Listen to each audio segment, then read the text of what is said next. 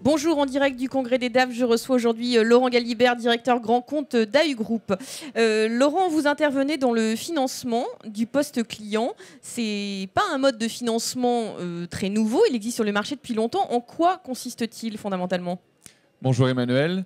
Bien effectivement, AU Group est courtier conseil dans ce domaine du poste client et plus particulièrement dans le transfert du risque de crédit et le financement des créances clients.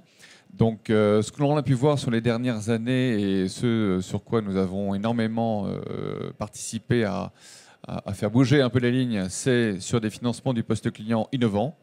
L'appétit des acteurs dans ce domaine et dans cette industrie s'est énormément assoupli. Et donc les lignes ont en effet bougé. On le voit particulièrement dans les engagements dans la durée que les partenaires factors ou titriseurs sont capables d'apporter aujourd'hui. Donc un allongement de la maturité qui se traduit véritablement dans les financements qui sont mis en place. Absolument. Donc maturité allongée, jusqu'à 6 ans pour les financements adossés au poste client. Également financement déconsolidant qui permettent de tempérer la signature du cédant et de l'emprunteur par rapport aux montants financés qui sont souhaités. Et c'est un des éléments clés, en tout cas, de l'environnement actuel. Est-ce qu'il y a une dimension de flexibilité que vous observez dans les financements que vous mettez en place depuis plusieurs années ? Est-ce que le marché va vers aussi cette tendance ? Alors, le marché est de plus en plus flexible et ça se traduit notamment par la téléportation de solutions, je dirais, assez classiques, même si l'innovation se poursuit dans ce domaine-là. Mais je dirais, on la rencontre maintenant de plus en plus sur nos marchés français, européens.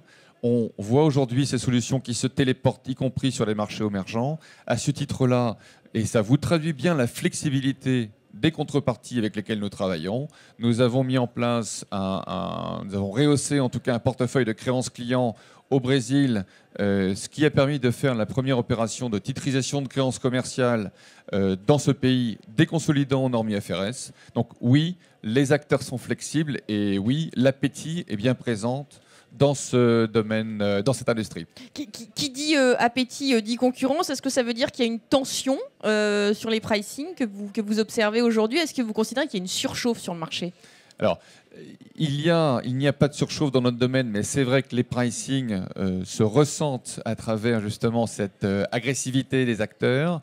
Je pense ce qu'il faut retenir, c'est pas tellement l'agressivité du pricing, mais surtout la capacité de ces acteurs-là à s'intégrer dans des combinaisons de plus en plus flexibles et qui vous permettent de vous projeter avec des montages à l'européenne, aussi à l'international. Laurent Galibert, merci beaucoup pour ce tour d'horizon. Au revoir. Merci Emmanuel.